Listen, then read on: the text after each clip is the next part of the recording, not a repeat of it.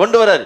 ஆனா ஒரு மனுஷன் வரான், சின்ன பையன், சிவந்த மேனி, அழகிய ரூபம், அழகிய கண்கள், சிறுவனா இருக்கிறான். ஆனா இவன் என்ன கொண்டு வரான்னா, ஒன்னுத்தையும் கொண்டு வரலங்க.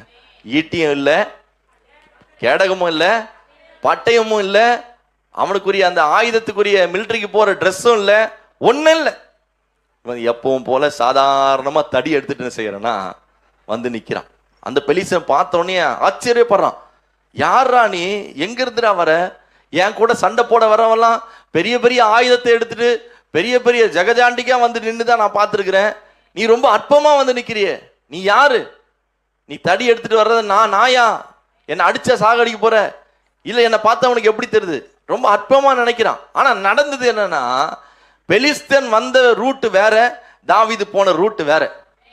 பெலிஸ்தன் வந்து தன்னுடைய பலத்துல வந்தான், தாவீது வந்து